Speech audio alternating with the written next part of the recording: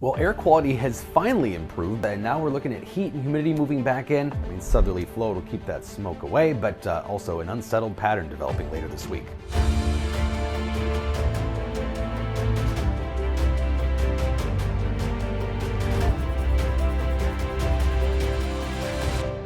So it was a record long air quality alert, 6 days for the state, ending yesterday as that smoke filtered out and things have improved. Mostly moderate air quality across the state now, but boy, it was a stretch here of some pretty nasty air. About 68 to 72 consecutive hours in the Twin Cities in the red here, from late Thursday into Saturday morning here. We were in that red, unhealthy for everybody category.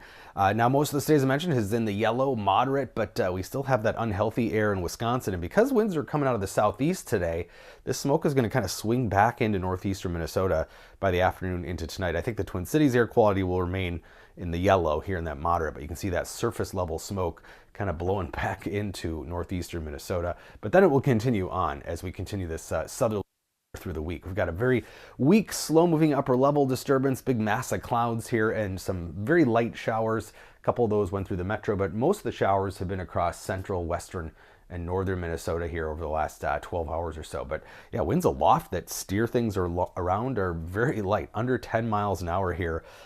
When you go up a mile or two or three, that's pretty light for those winds. Those should normally be anywhere from 20 to 40 miles an hour. So things are moving slow.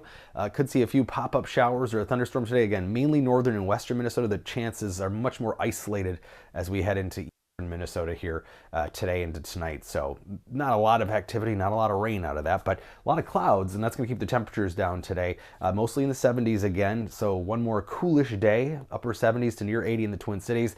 But we're starting to see the changes already. Muggier air moving into western Minnesota, dew points in the 60s there.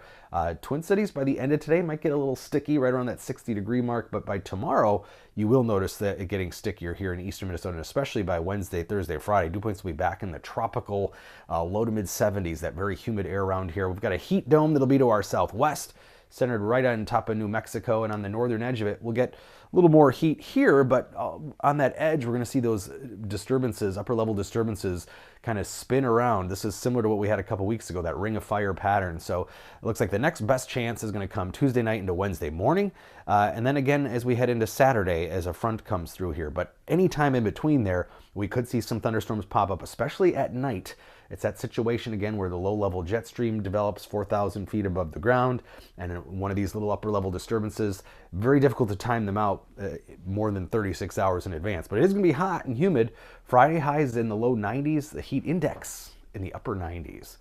So it's going to be pretty steamy, especially Thursday, Friday, and Saturday. 79 today. Again, a couple of spotty showers for the Twin Cities, but more of those to the north and west.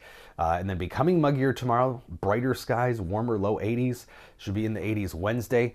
Will all depend upon what happens with some of that potential morning activity as far as temperatures on Wednesday and in terms of stability. But Thursday, Friday looking mostly dry.